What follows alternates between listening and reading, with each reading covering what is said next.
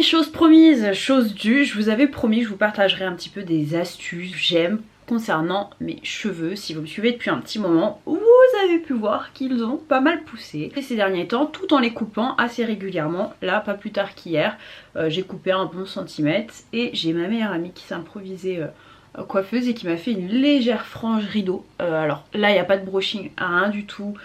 C'est vraiment une coupe comme ça à l'arrache, pas du tout travaillée, et je suis plutôt satisfaite du résultat. Alors je me dis que bien broché et tout, ça rendra super bien. Je voulais vous partager mes petites astuces parce que c'est bien d'avoir des cheveux qui poussent, voilà, c'est très bien, mais je préfère 1000 fois avoir des cheveux plus courts, plus denses et en meilleure santé, et je vais vous expliquer d'un petit peu d'où je viens, les habitudes que j'ai prises entre guillemets pour entretenir mes cheveux, et je suis pas encore au top du top.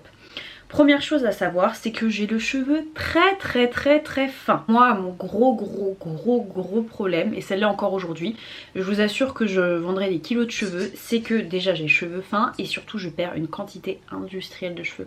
Donc je sais, c'est normal, on perd à peu près une cinquantaine, 500 cheveux par jour, mais alors moi je pense que j'en perds excessivement. Lorsque je me rends chez le coiffeur et que je suis au bac à eau, je demande si j'en perds anormalement, on me dit que non, c'est une quantité tout à fait normale. Mais alors moi c'est simple, c'est comme le petit poussé, je sème des cheveux partout. Et ça s'explique notamment par deux choses. La première, c'est que je fais de l'anémie, c'est ce que je vous dis, donc ça signifie que j'ai des carences en fer. Normalement je devrais faire des cures. Je suis pas très assidue dans mon traitement, mais voilà, j'ai un traitement à suivre pour augmenter un petit peu mes apports en fer. Et la seconde, c'est que j'ai une qualité de sommeil très médiocre, vraiment. C'est très rare que j'ai un sommeil réparateur, donc j'ai de la chance pour le moment parce que ça se retranscrit pas sur mon visage, mais je sais que tôt ou tard c'est quelque chose qui me rattrapera. J'essaie de faire au mieux, d'ailleurs si vous avez des trucs et astuces, c'est bienvenu. Je ferai peut-être une vidéo à ce sujet d'ailleurs sur le sommeil en vous expliquant le pourquoi du comment. Moi je sais que c'est vraiment lié au fait que je surpense, je n'arrête pas de penser en continu et ça se décuple la nuit.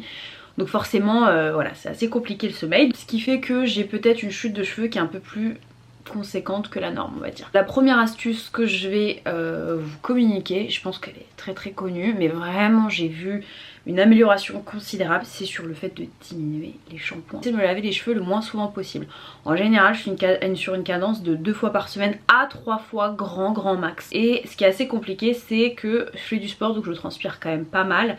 Donc voilà, parfois je vais utiliser du shampoing sec. Je suis en train d'écumer tous les stocks de shampoing sec que j'ai et je vais éradiquer ça, et je prendrai de la poudre de Rassoul ou quelque chose comme ça pour avoir une alternative un petit peu plus naturelle. Ça je vous en parlerai plus tard.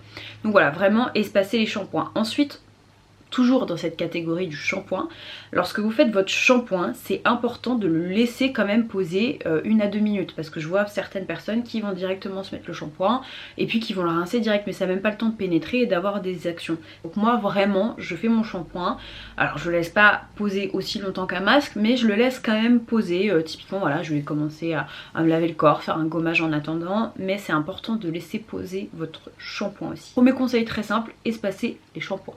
Ensuite, deuxième conseil, c'est l'aloe vera les filles. Alors l'aloe vera c'est vraiment apaisant. Typiquement vous avez une brûlure au coup de soleil ou quoi que ce soit, ça va venir apaiser, ça va venir surtout hydrater. Il y a une chose que j'ai compris, c'est que mon cheveu n'avait pas forcément besoin de nutrition mais surtout d'hydratation.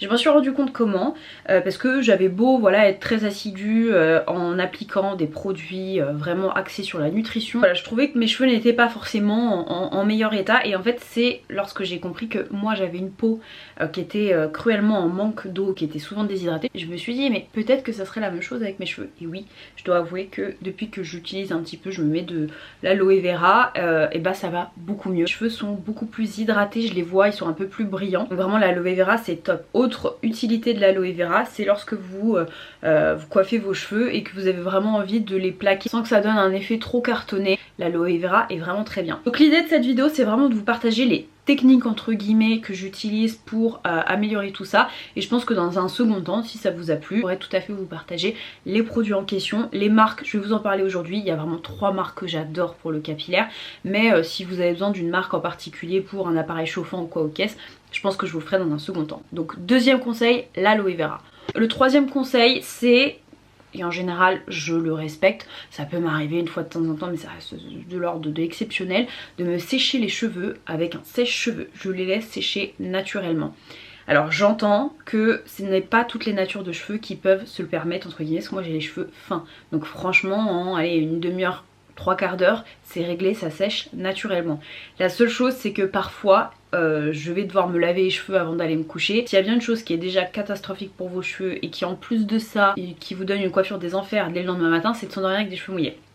Donc c'est la seule exception entre guillemets où voilà je vais être à même de me sécher les cheveux, mais vraiment systématiquement je les sèche de manière naturelle. Ce que vous pouvez faire, moi je dois avouer que je le fais très peu, des serviettes un petit peu en mode éponge ou que vous pouvez utiliser un petit peu en guise de pré-séchage. Ça peut aider, vous savez, des sortes de serviettes un petit peu en microfibre, c'est vrai que ça peut aider au séchage et moi vraiment voilà j'évite au maximum les appareils chauffants en règle générale et notamment le sèche-cheveux. Ensuite ça c'est mon coiffeur qui m'avait donné le conseil, parce que je lui disais que parfois voilà je venais à m'endormir avec un masque sur les cheveux pour voilà faire pénétrer le produit un petit peu plus longtemps.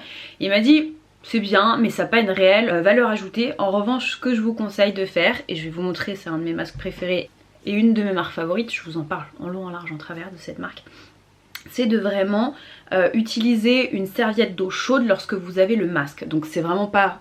Pour le coup ça va être quelque chose que vous allez faire en dehors de la douche. Voilà, vous vous mettez un masque, alors ça peut être un pré-masque, ça peut être le masque juste après le shampoing si vous le souhaitez. Ce que vous faites c'est que voilà, vous appliquez votre masque en longueur, vous évitez les racines bien évidemment, et vous venez mettre ensuite une serviette d'eau chaude que vous avez au préalable essorée, et en fait la chaleur va ouvrir les écailles et ça va permettre au produit de pénétrer plus en profondeur et plus rapidement. Donc ça voilà, on m'a dit vous laissez 10-15 minutes et c'est amplement suffisant, et une fois que voilà la serviette a un petit peu tiédi, refroidi, on vient rincer le tout. Et je dois avouer que c'est vrai que ça fait la différence. J'ai sincèrement l'impression que mes cheveux ne s'en portent que mieux. Et là un masque que j'adore, c'est la marque Shea Moisture, je vous en parle tout le temps. C'est une marque qui est à l'origine pour les cheveux afro. Si vous avez les cheveux crépus, les cheveux frisés, les cheveux épais, une autre nature de cheveux, forcément une gamme qui vous conviendra. Ça c'est le Intensive Hydration Air Mask à base de extrait de figue et d'huile de baobab. Donc voilà, ça c'est un de mes masques chouchou, juste pour vous dire que c'est beaucoup plus efficace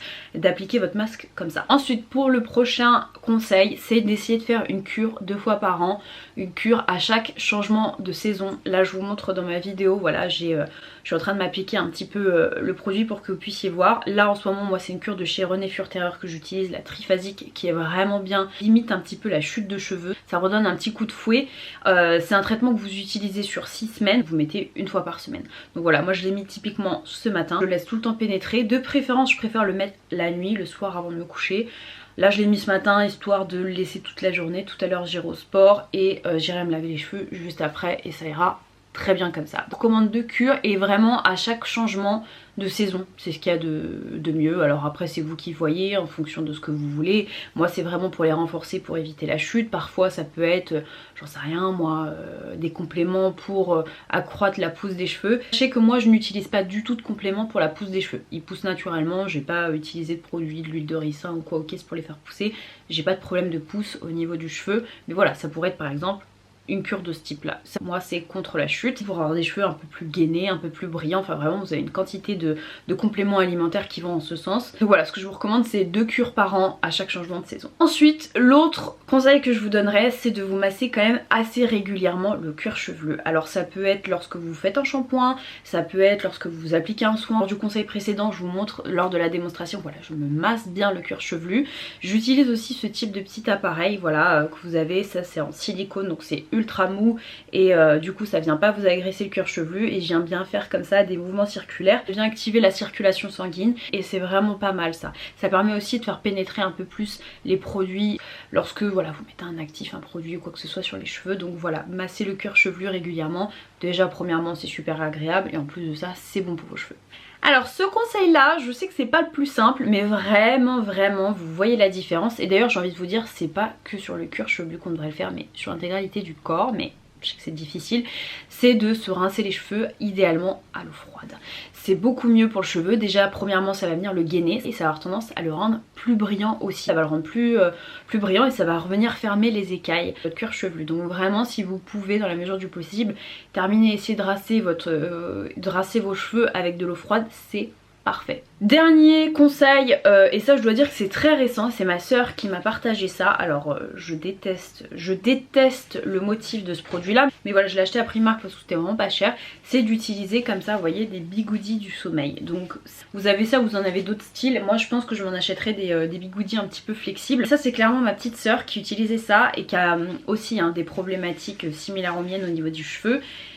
Jusqu'à et elle à un moment donné la chute de cheveux c'était beaucoup plus sévère que moi, et là récemment elle a les cheveux plus longs que moi et je me suis dit mais elle a des cheveux de fou malade, ils sont incroyables tes cheveux, qu'est-ce que tu fais?